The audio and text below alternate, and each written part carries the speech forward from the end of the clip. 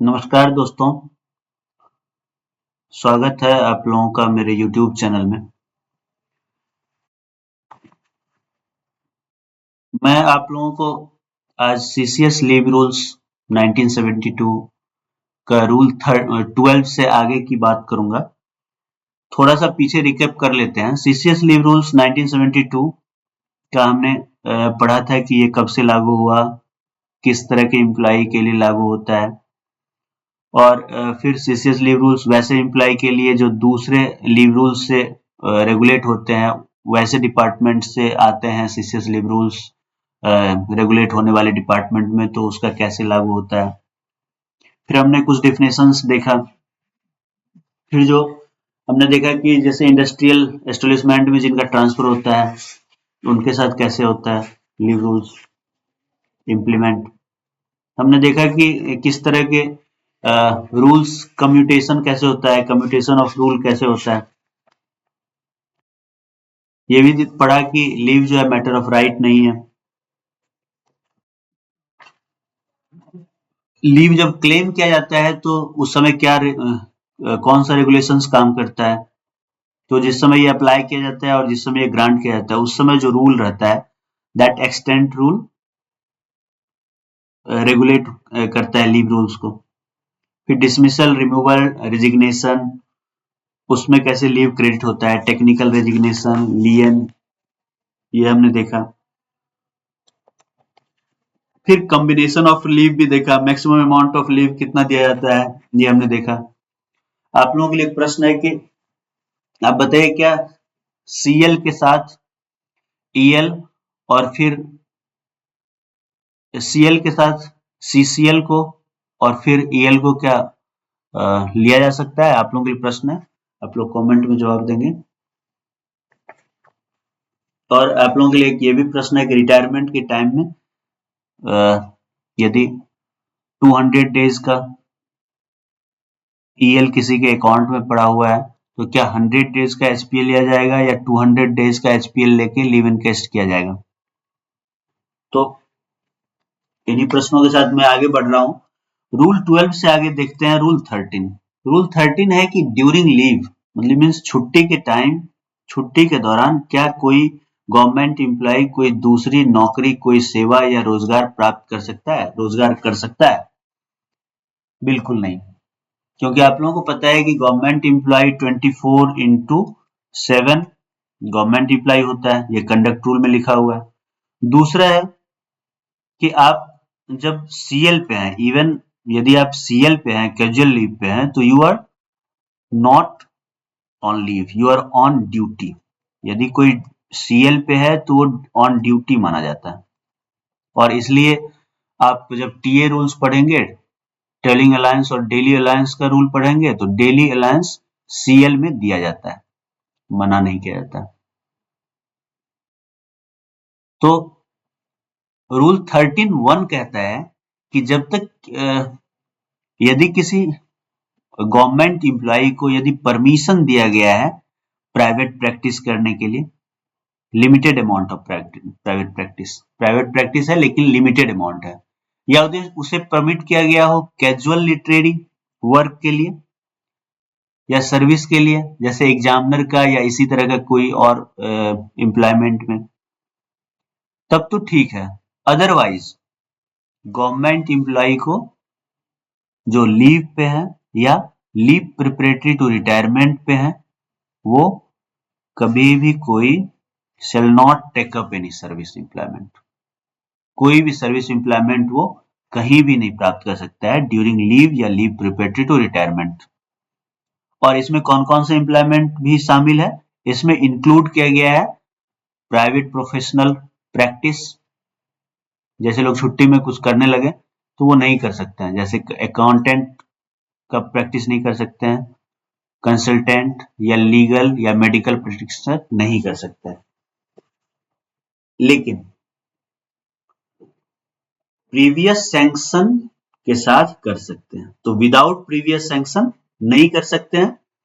अब ये सैंक्शन जो है, ये स्वीकृति जो है किससे लेना है ये दिखाया गया है। ये स्वीकृति दो चीजों पे डिपेंड करता है कि यदि ये सर्विस या एम्प्लॉयमेंट ऑफ इंडिया में आपको मिल रहा है ड्यूरिंग लीव आप इंडिया में करना चाहते हैं या आउटसाइड इंडिया करना चाहते हैं, इंडिया से बाहर या इंडिया के अंदर। तो इंडिया के बाहर यदि करना चाहते हैं तो उसमें प्रेसिडेंट जो है वो कॉम्पिटेंट अथॉरिटी होता है ये सैंक्शन देने के लिए, स्वीकृति देने के लिए। प्रेसिडेंट मतलब डेलीगेटेड पावर जो है वो मिनिस्टर को होता है। और यदि इंडिया के इनसाइड देश के अंदर यदि करना चाहते हैं, इंडिया के भीतर करना चाहते हैं, तो अपॉइंटिंग अथॉरिटी के पास ये पावर है। तो अपॉइंटिंग अथॉरिटी से अप्रूवल लेके इस तरह का आप कर सकते हैं। अब रूल 2 में है कि कोई भी गवर्नमेंट एम्प्लॉय को other than leave preparatory to retirement, leave preparatory to retirement के अलावे यदि किसी लीव पे है तो उसे परमिशन नहीं दिया सेल, ये ऑर्डिनरीली वर्ड है, मीन्स सामान्यतया परमिशन नहीं दिया जाता है ड्यूरिंग छुट्टी, छुट्टी के दौरान उसे किसी तरह की नौकरी या रोजगार करने के लिए। अब है कि यदि इस तरह का एक्सेप्शनल केस हो और उसमें उसे सर्विस या रोजगार देने मतलब सर्विस या एम्प्लॉयमेंट जो है वो तो उसके लिए परमिशन दिया जाता है, उसके बारे में विचार किया जाता है। यदि इस तरह के सर्विस या एम्प्लॉयमेंट के लिए परमिशन देने के लिए विचार किया जाता है तो उस केस में क्या है कि या तो उस गवर्नमेंट एम्प्लॉय का सर्विस ट्रांसफर कर दिया जाता है टेम्पोररीली पेरेंट सर्विस से, पेरेंट ऑफिस से उस ऑफिस में जहां उसे सर्विस या एम्प्लॉयमेंट मिला हो, मीन्स अटैचमेंट बेसिस पे उसका ट्रांसफर होता है। अदरवाइज या तो उसे रिजाइन करना होता है, इस तरह का मतलब अपने डिपार्टमेंट से बाहर इस तरह का सर्विस या एम्प्लॉयमेंट लेने के लिए ड्यूरिंग लीव। तो क्लियर है। अब आप देखिए कि यदि government employees leave preparatory to retirement पे है तो उसे कभी भी प्राइवेट एम्प्लॉयमेंट के लिए नहीं दिया जाएगा। लीव प्रिपरेटरी रिटायरमेंट जैसा कि नाम से ही लग रहा है कि रिटायरमेंट से पहले, नाम से पता चलेगा रिटायरमेंट से पहले जो छुट्टी लिया जाता है, लीव छुट रिटायरमेंट की तैयारी के लिए जो छुट्टी ली जाती है, ये डिटेल से हम पढ़ेंगे आगे। तो प्राइवेट एम्प्लॉयमेंट के लिए जो है कभी भी परमिशन नहीं दिया जाएगा, शैल नॉट वर्ड लिखा हुआ है, शैल नॉट। लेकिन कुछ ऐसे ऑर्गेनाइजेशन है जैसे पीएसयूज है, गवर्नमेंट की कोई कंपनीज है, ये क्लॉज सब रूल 38 जो है इसके तहत है कि फॉरेन सर्विस पे यदि जा रहा है, फॉरेन सर्विस का डेफिनेशन आप पढ़ेंगे। ये फॉरेन सर्विस वो होता है जिस कंपनी जिस डिपार्टमेंट में मीन्स ऐसे डिपार्टमेंट जहां के एम्प्लॉय को कंसोलिडेटेड फंड ऑफ इंडिया या स्टेट या यूनियन टेरिटरी इनसे सैलरी नहीं मिलती है, उनका अपना फंड होता है, अपना फंड जनरेट करता है और उसी से जो है वो सैलरी देता है। तो ये फॉरेन सर्विस की बात कर रहे हैं या पीएसयूज की बात कर रहे हैं, इस ये जो रूल है इसके तहत जो ऑर्गेनाइजेशन है इसमें रेफर किया हुआ है। तो ऐसे बॉडी जो गवर्नमेंट ऑफ इंडिया द्वारा फुल्ली या पार्टली फंडेड किया गया है, तो ऐसे इस तरह के ऑर्गेनाइजेशन में एम्प्लॉयमेंट वो के लिए परमिशन दिया जा सकता है, परमिशन दिया जाता है। लेकिन उस कंडीशन में भी लिखा हुआ है कि रूल 40 में जो एडमिशन होगा लीव सैलरी, वही लीव सैलरी दिया जाएगा ड्यूरिंग दैट एम्प्लॉयमेंट।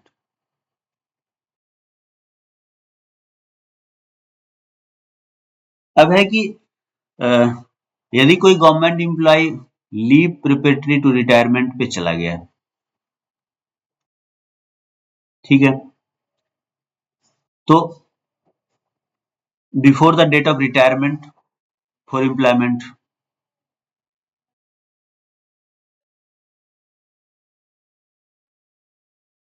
इंडिया के अंदर या बाहर यदि कोई government employee leave preparatory retirement की जरूरत है before that the retirement of employment during such leave in any post, किसी पोस्ट पे चला गया है सेंट्रल गवर्नमेंट में या आउटसाइड इंडिया, तो उसे जो है मतलब वो एग्रीएबल है टू रिटर्न टू ड्यूटी, मतलब ड्यूटी पे उसे लौटना पड़ेगा, उसके लिए एग्रीएबल है। और यदि वो पहले लौट के आ जाता है तो जो अनएक्सपायर्ड पोर्शन ऑफ लीव है, लीव प्रिपरेटरी रिटायरमेंट से का जो टाइम है उससे पहले वो लौट के जाता है, तो वो डेट ऑफ रीज्वाइनिंग से लेके अनएक्सपायर्ड पोर्शन ऑफ लीव जो है वो कैंसिल माना जाएगा। और वो जो कैंसिल्ड लीव है, दैट लीव जो है वो इनकेसमेंट हो जाएगा। आप लोगों को पता है कि लीव इनकेसमेंट होता है रिटायरमेंट के टाइम 300 दिनों का।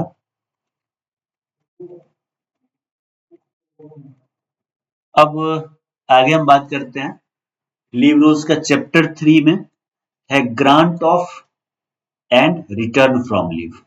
अब लीव कैसे दिया जाएगा और लीव से लौटने के बाद क्या प्रोसेस होना चाहिए, लीव मतलब आप अप्लाई करने का क्या प्रोसेस है और लौटने के बाद क्या आपको प्रोसेस अपनाना पड़ेगा।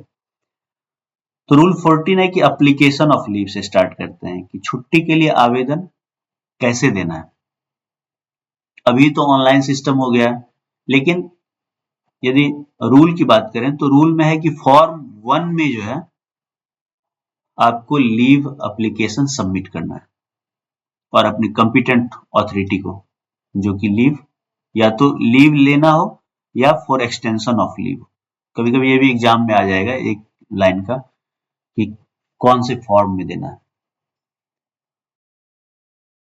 तो फॉर्म 1 में लीव लेना है या लीव का विस्तार करना है, बढ़ाना है, तो उसके लिए आपको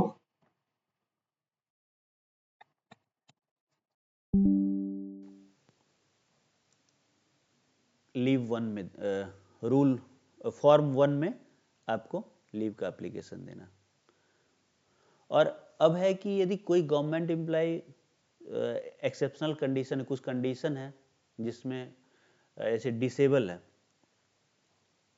वो खुद नहीं जा सकता है एप्लीकेशन डालने के लिए, सबमिट करने के लिए,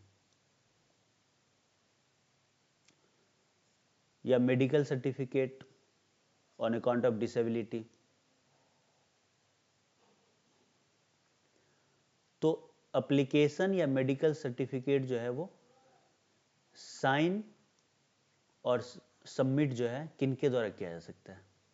मान लीजिए कोई मेडिकल सर्टिफिकेट है या एप्लीकेशन है, तो वो खुद नहीं जा सकता है, एक्सीडेंट हो गया या इस तरह का कंडीशन है, बहुत बीमार है तो वो नहीं जा सकता है, तो कौन सबमिट कर सकता है। तो उसके लिए भी इसमें रूल है कि गवर्नमेंट सर्वेंट के केस में स्पाउस पहला है, ए में स्पाउस जा सकता है। यदि अनमैरिड गवर्नमेंट सर्वेंट है, यदि शादी नहीं हुई है, तो स्पाउस तो होगा नहीं, वाइफ और हस्बैंड, तो उस केस में पेरेंट्स जा सकते हैं, माता या पिता कोई भी। और यदि बच्चे बड़े हो गए हैं, मेजॉरिटी एज को प्राप्त कर लिया है 18 साल का, तो बच्चे भी जा सकते हैं। उसमें अडॉप्टेड चाइल्ड भी जा सकते हैं, ब्रदर या सिस्टर भी जा सकते हैं।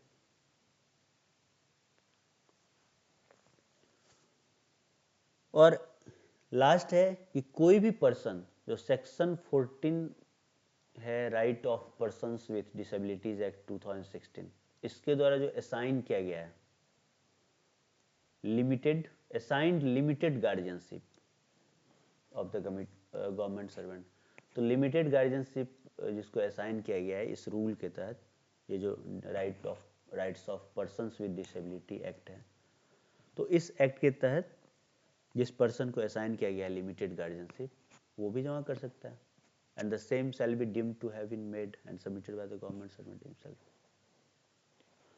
तो इनके द्वारा जमा किया है, तो जमा किया हुआ एप्लीकेशन जो है वो गवर्नमेंट सर्वेंट द्वारा जमा किया हुआ माना जाएगा। अब है लीव अकाउंट, ये बहुत इंपॉर्टेंट है कि लीव अकाउंट, सबसे पहले लीव रूल्स की बात कर रहे हैं तो लीव अकाउंट कौन मेंटेन करेगा। तो लीव अकाउंट सबसे पहले आप जान लीजिए कि किस फॉर्म में मेंटेन होता है। फॉर्म 2 में मेंटेन किया जाता है। हर गवर्नमेंट सर्वेंट का। और गजेटेड ऑफिसर के केस में ऑडिट ऑफिसर द्वारा जो है मेंटेन किया जाता है। और नॉन गजेटेड गवर्नमेंट सर्वेंट है उसमें एचओ, हेड ऑफ ऑफिस, या तो head of office otherwise an officer authorised by him, head of office ने जिसको ऑथराइज किया। आप लोगों के लिए प्रश्न है कि हेड ऑफ ऑफिस जो है किस रूल के तहत अपॉइंट किए जाते हैं? डीएफपीआर में, डेलीगेशन ऑफ फाइनेंशियल, डीएफपीआर रूल्स जो फाइनेंशियल पावर रूल। तो गजेटेड और नॉन गजेटेड के लिए अलग अलग है। अब यहाँ नोट है, ये बहुत इंपॉर्टेंट है कि यदि गजेटेड गवर्नमेंट सर्वेंट के केस में भी यदि पे और अलाउंसेस जो है हेड ऑफ ऑफिस द्वारा ड्रॉन किया जाता है तो लीव भी उसी के द्वारा मेंटेन किया जाएगा। अब रूल 6 क्या कहता है? रूल 6 कहता है verification of title to leave. अब है कि लीव देने से पहले लीव सैंक्शनिंग ऑथोरिटी जो है उसे पता होना चाहिए कि गवर्नमेंट सर्वेंट के अकाउंट में लीव है या नहीं। क्योंकि गवर्नमेंट सर्वेंट जो है वो तभी जो है लीव ले सकता है जब उसके अकाउंट में लीव है। कोई भी पर्टिकुलर लीव यदि उसके अकाउंट में है ही नहीं तो वो कैसे अप्लाई कर सकता है? और यदि वो अप्लाई भी कर दिया तो उसे सैंक्शन कैसे होगा? आजकल तो ऑनलाइन सिस्टम है तो पता चल जाता है कि उनके अकाउंट में ये लीव है। तो कहा गया है कि कोई भी लीव जो है तब तक गवर्नमेंट सर्वेंट को नहीं दिया जाएगा जब तक इसकी एडमिसिबिलिटी, मतलब उस एम्प्लॉय उस लीव के लिए वो लीव एडमिसिबल है या नहीं, ये मतलब लीव मेंटेनिंग अथॉरिटी से जब तक कंफर्म नहीं किया जाता है। तो लीव मेंटेन जो करता है अथॉरिटी उससे पहले कंफर्म किया जाएगा कि एडमिसिबल है या नहीं, मीन्स उसके अकाउंट में है या नहीं। और अकॉर्डिंगली ये भी है कि जो लीव सैंक्शन होता है तो सैंक्शन ऑर्डर में बैलेंस ऑफ अर्न लीव और हाफ पे लीव जो है गवर्नमेंट के अकाउंट में कितना है वो लीव लेने के बाद वो मेंशन किया जाना चाहिए। ये जीआईडी है, government of India decisions, GOI decisions.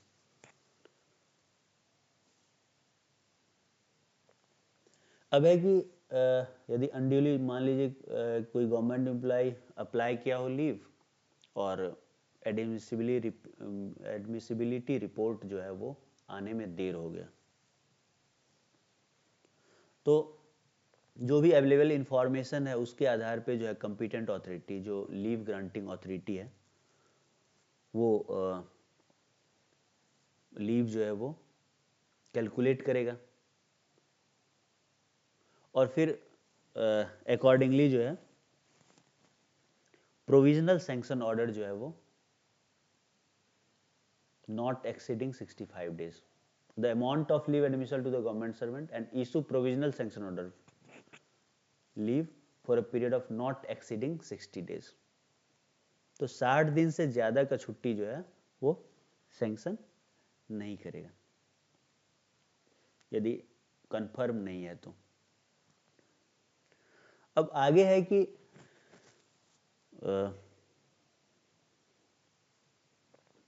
Leave sanctioning leave maintaining authority जो है, जो अथॉरिटी लीव मेंटेन करता है वो फिर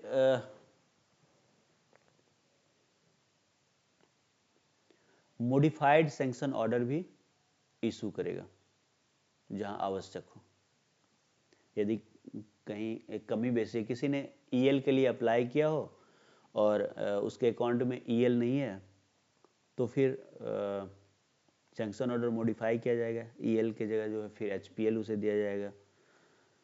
और यदि इस तरह से होता है तो उस केस में गजेटेड गवर्नमेंट सर्वेंट के केस में ऑडिट ऑफिसर जो है लीव ग्रांटिंग अथॉरिटी के रिक्वेस्ट पे एक प्रोविजनल सैलरी स्लिप इशू करेगा जो कि 60 दिनों से ज़्यादा का नहीं होगा, लीव सैलरी स्लिप। और यदि लीव प्रिपरेटरी टू रिटायरमेंट पे है और उस केस में लीव इनकेसमेंट जो है लीव के बदले वो रूल 39 के तहत दिया जाएगा, अंडरटेकिंग। लेकिन उसमें अंडरटेकिंग लिया जाएगा लीव सैलरी के लिए, कि यदि कोई भी एक्सेस में पे किया गया है तो वो गवर्नमेंट सर्वेंट से रिकवर कर लिया जाएगा। क्योंकि इसमें कंफर्म नहीं कि विदाउट कंफर्मेशन से छुट्टी दे दी गई है, इसलिए इस तरह का अंडरटेकिंग लेने के बाद ही जो है वो छुट्टी दी जाएगी, छुट्टी का इनकेसमेंट दिया जाएगा। Where cash payment in lieu of leave at credit is granted under rule 39। Rule 39 में लीव इनकेसमेंट की बात है, जो 300 डेज का लीव इनकेसमेंट दिया गया है। अब रूल 17 है कि leave not to be granted in certain circumstances. कौन सा सर्कमस्टांसेस है जिसमें छुट्टी नहीं दी जाएगी? तो सर्कमस्टांसेस ये है कि यदि पनिशिंग अथॉरिटी ने डिसाइड कर लिया है किसी गवर्नमेंट एम्प्लॉय को डिसमिस के लिए, डिसमिसल, रिमूवल या कंपलसरी रिटायरमेंट के लिए डिसाइड किया है किसी गवर्नमेंट एम्प्लॉय को गवर्नमेंट सर्विस से, तो उस केस में उस गवर्नमेंट एम्प्लॉय को, गवर्नमेंट सर्वेंट को छुट्टी नहीं दी जाएगी।